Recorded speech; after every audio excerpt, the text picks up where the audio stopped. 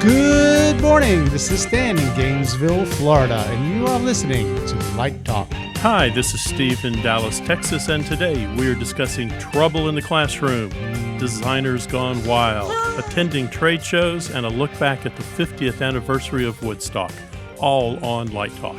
And this is David in Long Beach, California. And if you don't already know, you are listening to Light Talk, and we are the Lumen Brothers. Still season 3. Welcome to episode 122. So we're going to start off our show today with a couple of things, a couple of announcements. First of all, we'd like to thank Ann again for joining us last week. It was great to get her comments about the Ken Billington interview. And we are announcing new numbers. Numbers.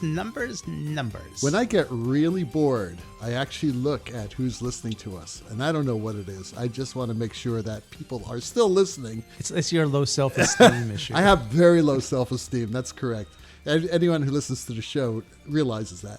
Anyway, we have over 110,000 downloads, which is pretty cool. Wow. That's a lot of people downloading a lot of data. Yep. We are up to 115 countries. No way. I think the last time we counted, we were at 105. But we would like to welcome new countries. Okay, now I'm going to probably butcher the names. You want a drum roll for this? Do you need a drum roll? No. We have a few new countries. Well, how do you pronounce that first one? No, that's the Seychelles. I know how to say that. Oh, the one. Seychelles. Thank you so much, Seychelles, Sam. but the other one looks difficult. Well, are the Seychelles an island? Yes, they're islands just east. They are eastern edge of the Caribbean Sea. Okay, thank you, Stan. Yes. We have Malta.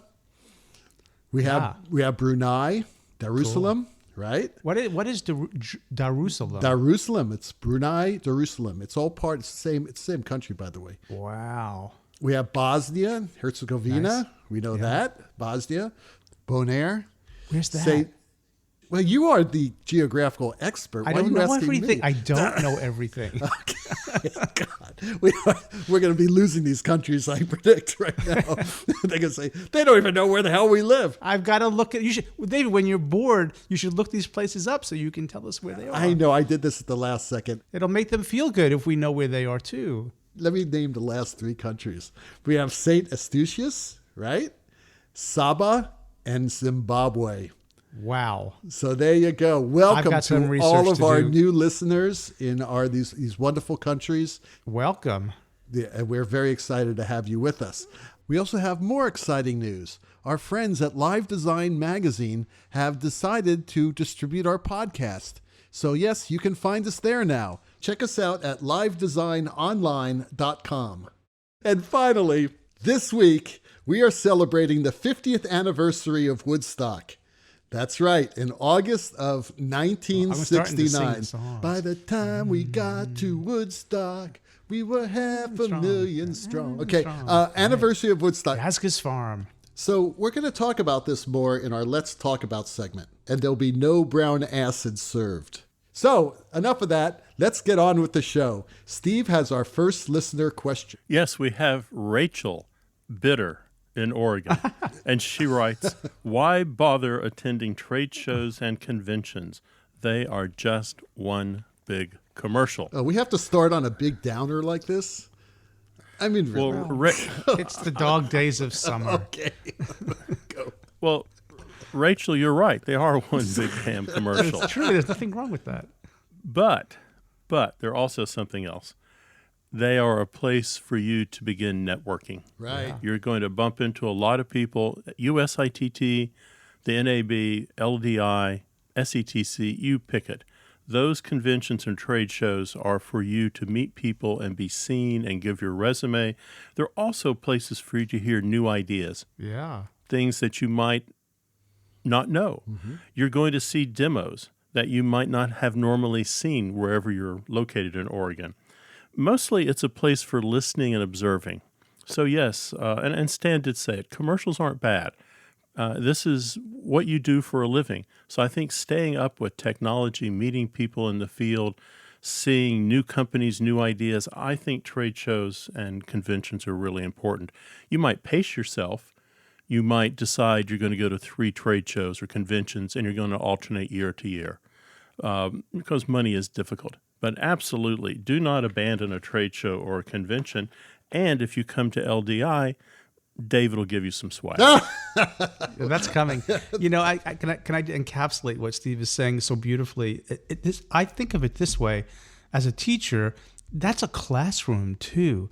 There's a lot of learning that you can do there that I can't just bring to you in the classroom. And even when I go to LDI or whatever, I come back and my students who couldn't go, I do a debriefing on what's new, what did I see. It's incredibly educational. And I remember the days when I was bringing students to LDI in the early 90s and people said, what are these kids doing here? And it was like an adult show. It seemed odd. And I'm like, these kids are going to be your customers one day. So why shouldn't I introduce them? And don't you want to meet them? And I think that has now actually taken hold, but it took a long time. But at first it was like, why are you bringing these children to this adult show? And I'm like, well, people grow up, you know. But I do think it's very educational on so many levels. Whether you take the classes, meet somebody at a trade booth, network, it's so enriching. It's a form of enrichment. Yeah, and you keep learning. I mean, I learned something. I'm an old guy, right? Well, the three of us are sort of on our declining years, right? I can see the other side from here. You can see the other side. I got more days behind me than I do in front of me. Don't walk into the light stand, whatever you do. But seriously, we've all been around. And just speaking for myself, I learn something new every time I go. It's a wonderful experience. I can't improve on what Steve and Stan have said. It really is networking. And we're going to talk about that in our next question. But networking is so important. Anonymous in America asks, are we failing in the classroom? If so, what do we need to do? First of all, I'm just going to say something that got me in a lot of trouble back at the USITT conference in, I believe it was 1991 or 92. Do I need to read the disclaimer now? No, just wait around for the disclaimer. As long as it's in the show, we're okay. Okay. First of all, I believe there's still too many graduate programs. I really do. You know, I look at the number of designers coming out and graduating from grad programs, and I don't think the industry can support everyone. I'm just going to say that right off the bat. Also understand what you're going to learn. Well, you will not only learn it in the classroom, it is in the profession as well. I think that we fail students by not giving them pathways into the profession. That has to do with internships. That has to do, obviously, with networking, that sort of thing. You have to learn the profession. There has to be some connection to the profession, which is why I believe that unless your teacher has real strong connections to the profession or through internships, I know like Stan has an internship with the Oslo, right? Yes, sir. That you really need to stay close to a major city because there's a lot of opportunity in larger cities. So pathways in the profession. Also, not training students in state-of-the-art technology. And this is a part that can be very expensive for universities, especially for state universities that are on tight budgets because of the national trend, unfortunately, of devaluing the humanities. It's really hard to convince your university to buy the latest equipment. Now, Steve is in a great university, they have a lot of money, so he can keep up with a lot of this. And they're rolling in it down there. No, it's a blessing. It really is. Because if he wants a light, he can just buy it or, convince someone to bring in it. But you can have a great system. How many automated lights do you have now, Steve? Let me just say something here. What I have is a really good department chair, and I have a really good dean who understands the importance of that. And yes, we do have some funding here, but without that support from administration, I'd be dead in the water. Absolutely. And to answer your question, we're I don't know 125. Maybe? That's a lot of lights, right? And that's a lot of moving lights. And that's fantastic. Yeah. He's got a lot of controllers. Yeah. It's terrific. There are schools out there. You're right. You need to support the dean and chair, but if you don't have the money, it doesn't matter what support you have. So that's really, really important. So that's how we fail students in lighting, is if we can't give them the equipment or at least, send them somewhere that they have access to the equipment. Finally, as a student, you have to have curiosity. You have to have ambition, a competitive nature. If you have that, you're going to be way ahead. But if you don't, none of these things will matter. You can be bathing in moving lights, right? You could be in New York, but if you're not curious, you're not going to make it. And I think it's really important that as a student, you take responsibility in your education, right? Contact designers who are visiting your town, right? Ask them if you could shadow them. Take control of your life. Go to trade shows. Go to receptions to meet people. Go to theater parties. Go to after rehearsal get-togethers. Be social. Know when to talk and when not to talk. So that's basically how we are failing the students by not giving them these opportunities. What do you think, Stan? Yeah, well, I'm going to go back to the words in the question, and I highlighted a couple. This is where are we failing in the classroom? So I think I guess the finger is being pointed at us, those of us who teach, and then the place is the classroom, assuming that the teacher is competent. And if they've made it and they've been there for a while, that's going to give them the benefit of the doubt wherever they are, whether they're in Oshkosh, Wisconsin, or whether they're in New York City or LA, they're still they're in that classroom.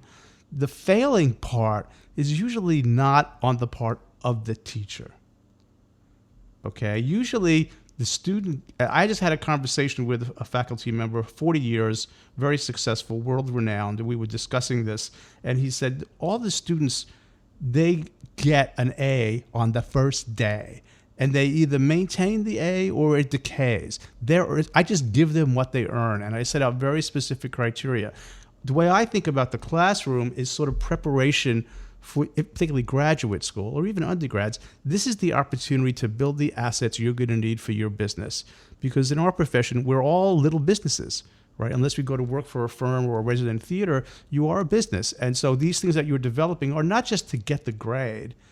You have the opportunity over a course of years to develop the foundation of your business. And in fact, this colleague was telling me that the work that he did when he was a graduate student, this is in acoustics, he still uses the same spreadsheet and the same formulas and the same work processes and templates for reports that he developed as a graduate student. And this guy is running a business with 15 people employed. And so it's an opportunity to sort of create that life for yourself when you're in school. So if there's anything that's failing, it's the level of engagement, right? But the faculty member should do all the things that David has said. I'm not discounting any of that. So what we need to do is to just stay current, right, as best we can. And I don't necessarily agree with David completely that you have to be in a particular location. The school can bring in guests that help the network. So if you're in the middle, this is one of the weaknesses that we're getting better at my particular institution. We need to bring people into our school to use the wonderful resources that the school can provide so that students and faculty can meet people who are working professionally and do that synergy. I know it happens at UNLV. I know it happens down by Steve, and I know you guys do it in LA, but the schools that are a little bit more isolated, hopefully, if the administration is supportive, as Steve said, that's one way to sort of bridge that weakness. I mean, if I remember correctly, David, and you correct me if I'm wrong, you like to invoke Gil Helmsley a lot. Gil Helmsley worked in Madison, Wisconsin, which wasn't necessarily the great theater mecca of America, but he built this fantastic program, and yet he was able to maintain a prolific career in the city. So I don't know if that's necessarily a cut and dry situation. Well, I'm leaning toward David here. I think the number one place we're failing in the classroom is we're out of touch. We're behind in technology. We're telling people about things that happened 10 or 15 years ago. I think that's really difficult. I think staying current and being aware of the trends and the changes in theater in this country. And through that, I think what we fail in is the advice we give students. You can be a really good designer and be a terrible teacher. You can be a really good designer, and the advice that you're giving your students worked for you, but doesn't work for them. I just saw a portfolio, and it was really interesting. The young man showed me his work, and it was completely unfiltered. There was no curation to it. So he pulled open, a show, and there were 100 photographs from the show, in and out of focus, good and bad. And I said, that's kind of odd. Which ones do you like? And he said, well, my teacher told me that's not important. My teacher said silly. Teacher said what's important is that I show a body of work and I respond to the interviewer and I let the interviewer make choices. What he or she likes, I might not like. And he was very sincere in this, and I'm sure his teacher was very sincere in that. But what was missing in that advice was that an interview may be 15 or 20 minutes, maybe 30 minutes, and you don't have time to curate someone's portfolio. I mean, his resume was the same thing. It was everything he had done since he was born, Right. including theater, including working at McDonald's, including, it was everything. It was just a snapshot of his whole existence, and it was overwhelming. So the interview was kind of a waste of time because we really couldn't get to anything specific because there was so much. I think it was an 11-page resume. There was so much to wade through to try to get there. So I do think there are a couple of different types of schools out there. I think there are schools that are consistently producing good work and have track records. I think there's schools that are emerging. And I would say when you bring up University of Wisconsin at Madison, I think what Hemsley did was he made it a center for theater. And he also had the advantage of the Guthrie Theater. So there's a lot. He built something, and it became a mecca to go to. I think there's also the schools out there where they are struggling, and they don't have the funding, they don't have the resources, but they want a theater program. And there is Doc, and Doc is teaching theater history and the acting classes and directing a show, and there's, Dr. Bob or Dr. Sarah.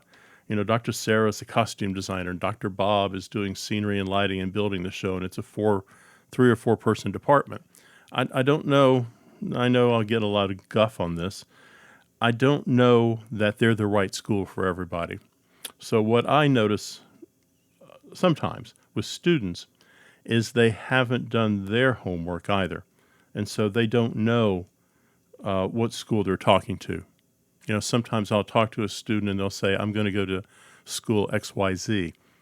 And I said, oh, really? Why did you pick that school? Oh, it's the best school in the country. Oh, who teaches there? And big silence. I don't know. Well, how did you find out this was the best school in the country? Oh, my high school drama teacher went there. Now, I'm not saying that wasn't the best school in the country when your high school drama teacher was there, but that's been a while. So schools ebb and flow, people ebb and flow. So I think it's a little bit on both sides, but I think if we're talking about how we're failing as teachers, it is engagement, and it is staying current, and it is allowing students to fail. And I don't mean giving them an F.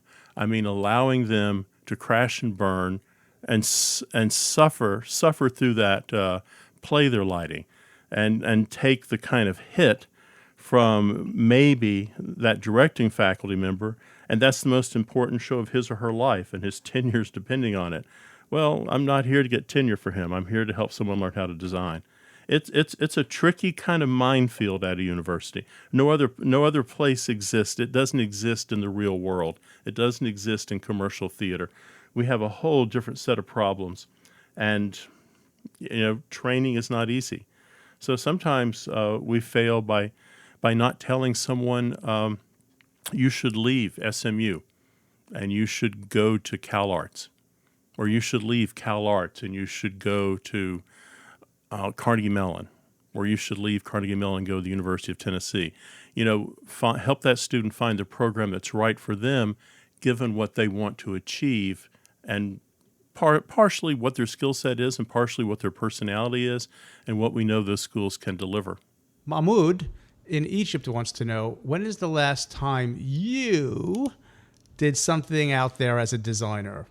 Designers are like, what, 0.5% of the industry?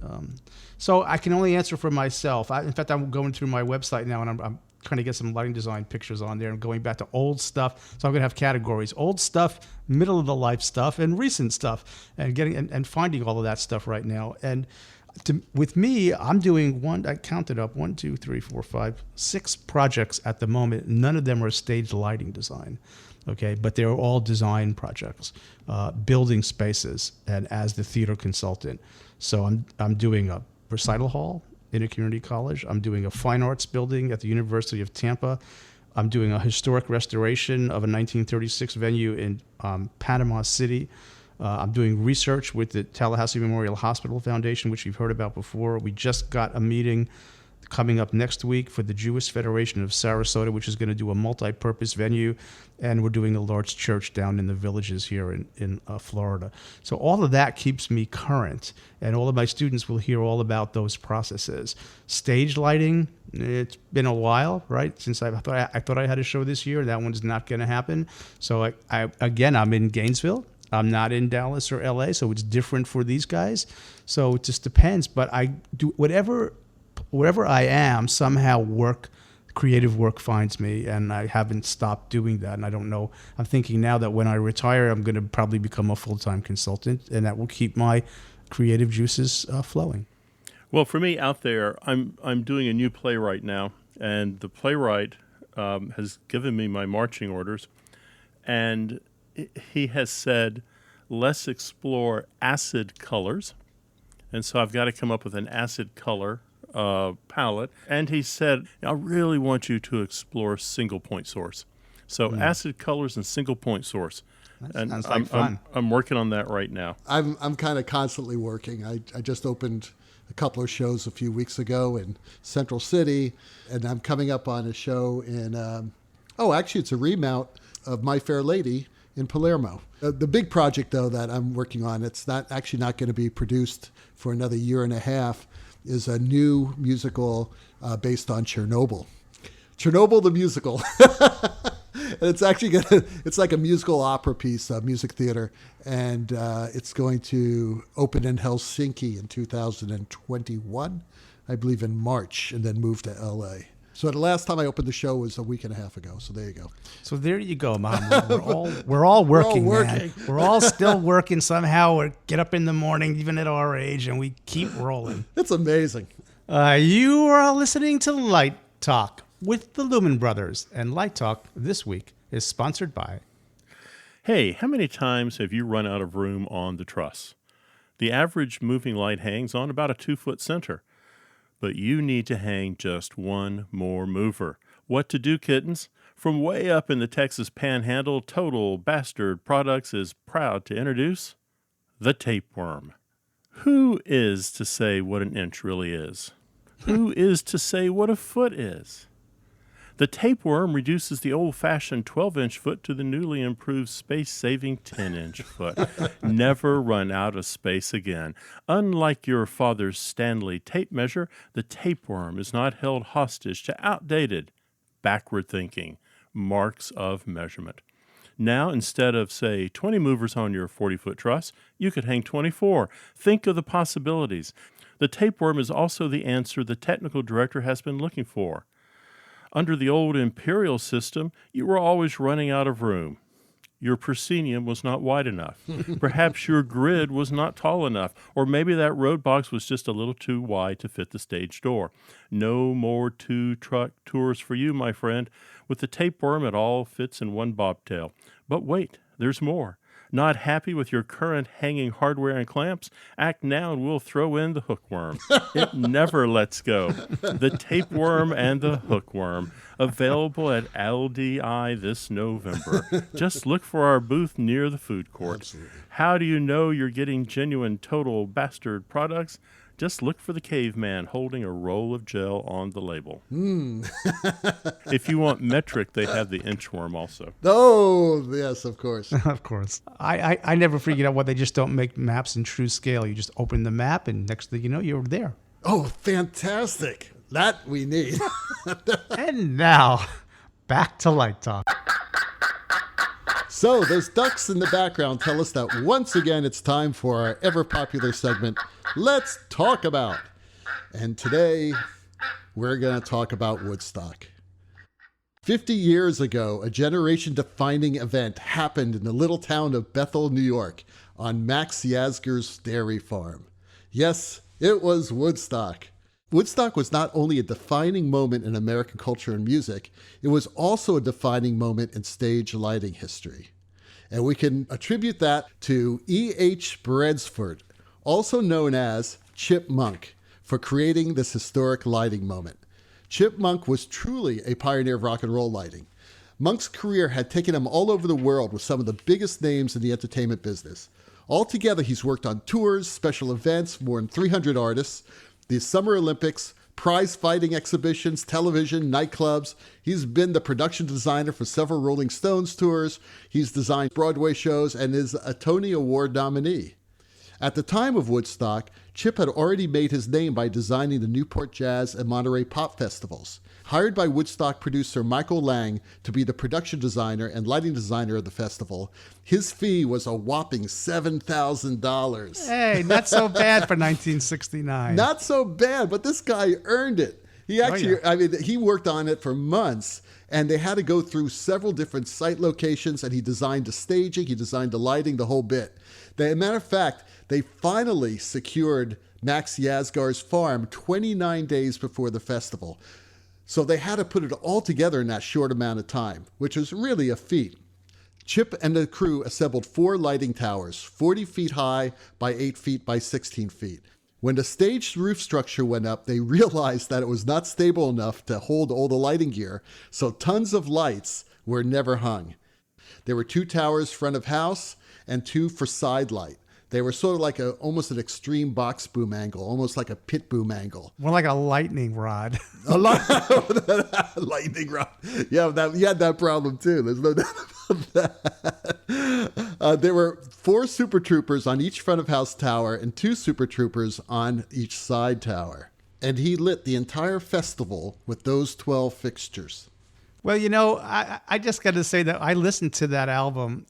I don't make up the lie that a lot of people do that say they were at Woodstock, because if everybody who said they were at Woodstock that were really at Woodstock, they would have never fit. So I wasn't there, but I sure wanted to be. Of course, the music is the prime attraction, and the music is phenomenal. We're going to talk about our favorites. But what was kind of interesting is that I didn't know that Chip Monck was also I didn't even know he was the light designer. I wasn't into that back then. And I didn't know he was the MC. So there were these little quips that you'd hear on the album that me and my friends would sort of commit to memory. And then we would randomly say them when we were, let's say, utilizing substances that might have been available at Woodstock, and we would just shout out these lines and just crack ourselves up. So before you say the lines, I just want to give a little background on how that happened, because it wasn't until the day that the festival was opening, right, that Michael Lang went up to Chip and said, "I screwed up. I forgot to hire an MC. So would you do it?" And Chip thought, he said, "What the hell?" He goes, "I'm not working during the daytime anyway. There's no lighting in the daytime, so it'll keep me busy during the day." But he had this really classic voice, because I haven't listened to the album in years, and now that it's the 50th anniversary, I'm going to have to put it on tonight. But I can sort of hear him saying in this really raspy, sensuous voice, things like, "Don't eat the brown acid. The brown acid that is circulating, please do not eat it." That kind of thing. Or things like, "Your diabetes medicine is in the first aid tent."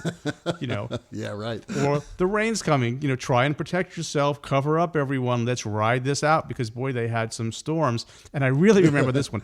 "Please stay away from the towers. That is very dangerous. Please stay away from the scaffolds. There's electrical wiring," and other things that, like our friend Josh White's, screen getting blown down, right? Yeah, Josh was actually going to do a light show there, but they ran into some problems, typical of Woodstock, right? They set up a 40 by 80 foot rear projection screen that looked fantastic, but they had to slash the screen to allow some of the wind to go through, because it acted as a giant sail and was going to basically lift up the entire stage and take it into the next county. So they set it up. They had this state-of-the-art IDA 4 video projector. He said it was bigger than a refrigerator, delivered less than 600 ANSI lumens, and needed a physicist to run it. He said, however, it looked fantastic. So they walked back into the crowd. They took a look at it, with the video on the RP screen. He said it looked like a postage stamp, but they were pretty happy with the way it looked. So they went back to the motel, And then they came back into the festival area the next day, and the screen was gone. They were saying, "Where's the screen?" They said, "Oh, we don't know. The wind blew it away." Well, they were very upset, obviously. The screen was gone. Their job was over, so they packed up their equipment and they went home. About a year later, when the movie came out, Josh was watching the film, and in the film, you actually see the guys tear the screen down during the rainstorm and cover equipment with it. So that's what happened to the Joshua Light Show at Woodstock. Listen to this announcement. So, for example, security, if you be so helpful and know anyone who knows anything about a carbon arc and or follow spots, can you tap them on the shoulder and ask them if they would please come to gate 4? Because they were like looking for follow spot, because people were like up on the top of these towers in the rain and were giving up. Yeah, they gave up. I mean, apparently there was a defection of follow spot operators. So people wanted to be high and go have some, amore with their girlfriend, or drink something. I mean, but you know what? It sounds romantic, but if you really talk to people who were there, it was a mess. Yeah, it was tough. It was really tough. But when you watch the movie, and I think the movie was filmed in 16 millimeter, if I remember correctly. Yeah, it's not super high quality, but they've cleaned it up since. Actually, the lighting is pretty damn good. I mean, you think he did this with 12 Super Troopers. Well, I'm guessing they were working on generators, Steve, don't you think, back then? Yes, generators have been around a long time, so I'm sure, I don't really know what they did, but I'm assuming they had generators there. It was a farm in the middle of a field. Chip's final words of the festival, Stan's talking about his announcements, but his goodbye words were good wishes, good day, and a good life. And I think that's a lovely way to end the festival. Chip went on to have an amazing career. He designed many tours, even the opening and closing ceremonies of the 1984 Olympics. In 2003, Monck received the Parnelli Award for Lifetime Achievement in the Concert Touring Industry. So, Steve, why don't you tell us about the changes in rock and roll lighting since, this day 50 years ago in the mud of Woodstock? Well, I mean, a lot of people saw opportunity. They started looking at the festivals that were happening from, really from 54 with Monterey all the way to Woodstock in 69, I guess it was. Kind of for a while, the center of the universe for rock and roll was actually Knoxville, Tennessee. Holiday on Ice was based there. Big touring show. It'll eventually be bought by Disney and turn into the kind of ice shows we know today. But for years in the 50s and 60s, that was home base for production and training and things like that. So in Knoxville, this small little mountain town, you had Terry Productions. So Terry Productions comes along, Jim and Ann Coatney, and they figure out, they're one of the first people to figure out how to do a stage. How to do a portable stage and a portable top that's not going to fall down in the rain and is also going to hold equipment up. So you have Terry Productions there doing that. They also are innovative in developing box trusses.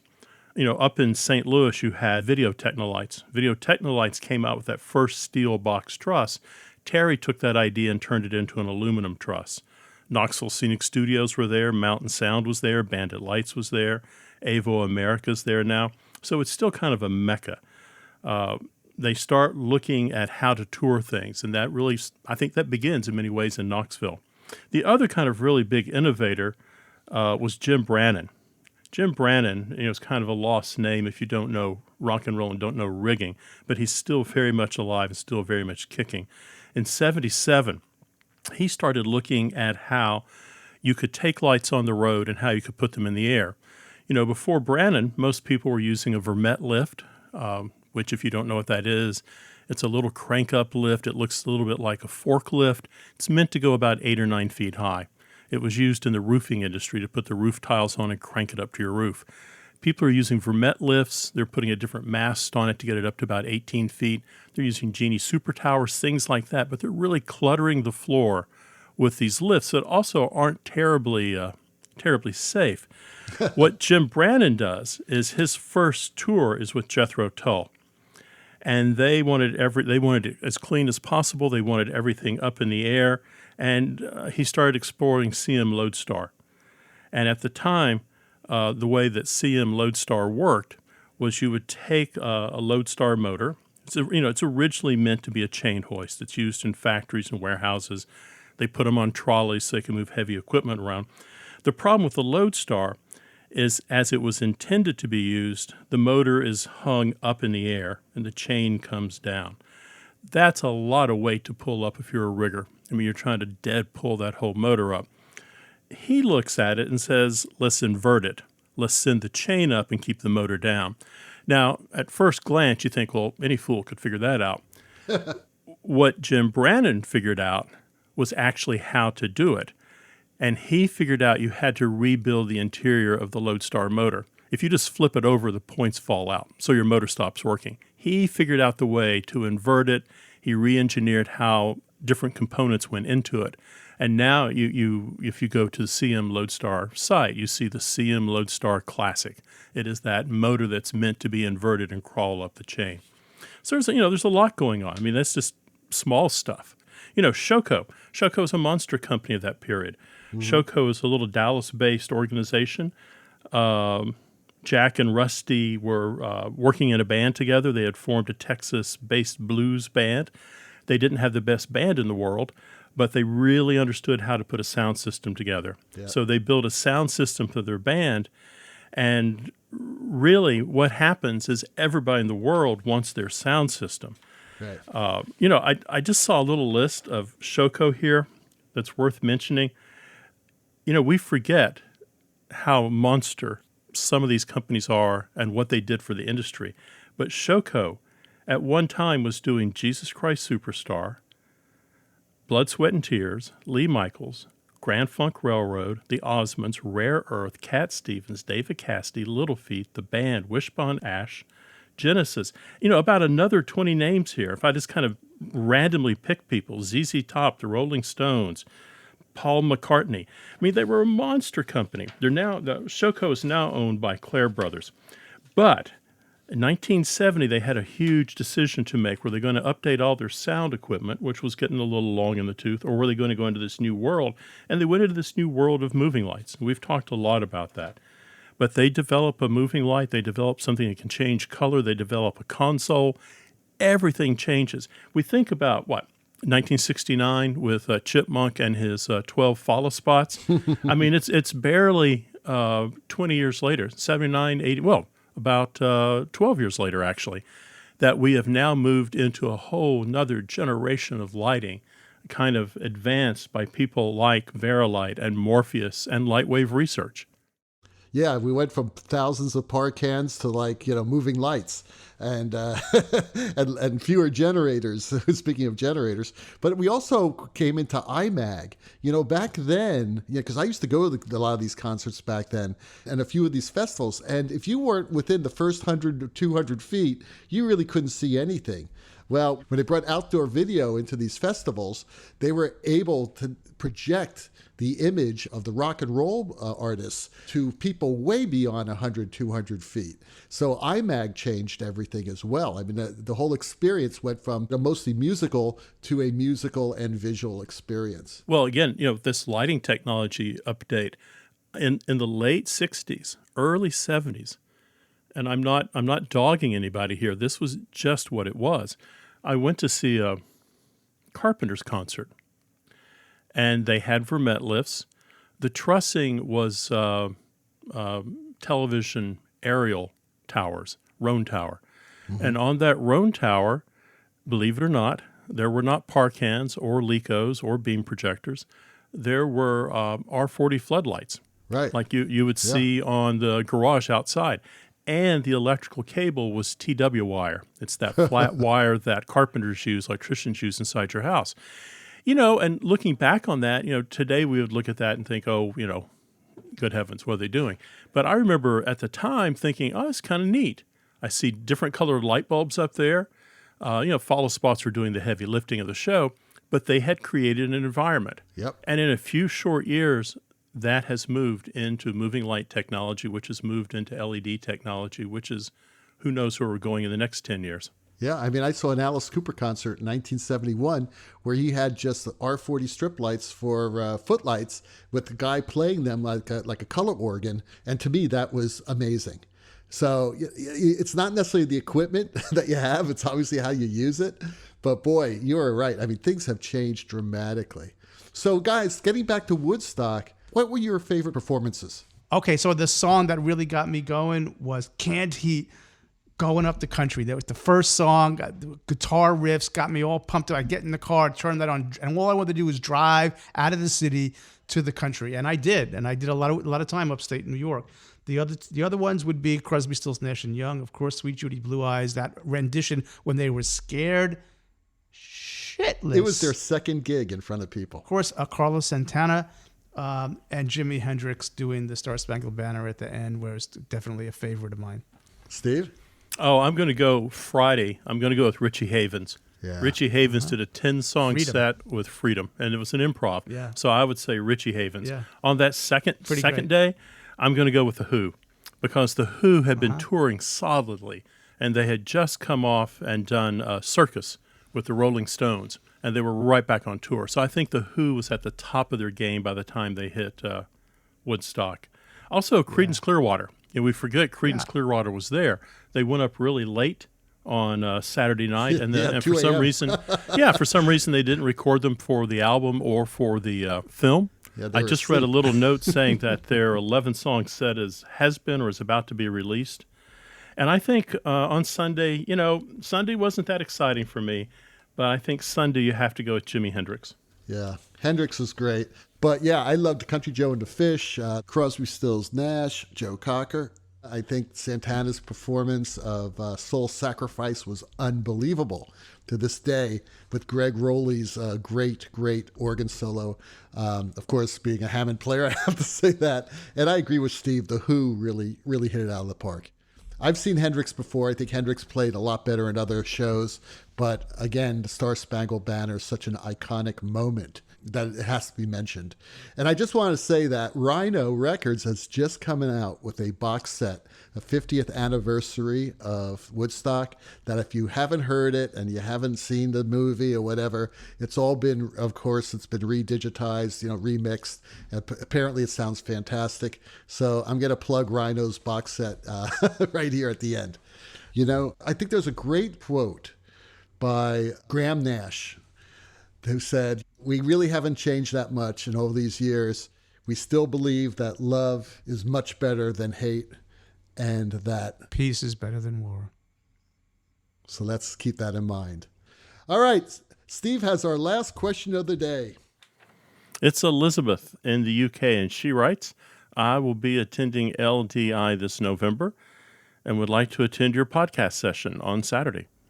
I don't really have a good lighting question, but let's talk swag." First of all, I'm going to tell Elizabeth, if you want to attend the podcast session, take a $20 bill and write your name on the back of it and send it to Light Talk Central. And we'll make sure you'll have a seat there. I have a story about this. Can I jump on this one? Yesterday or 2 days ago, I got a private text message from somebody at a company who was here in Gainesville and did a training for our students and said, "Hey, Stan, I think I left my Light Talk sticker in Florida when I was there. And do you have any more?" And I said, "I think I have a few.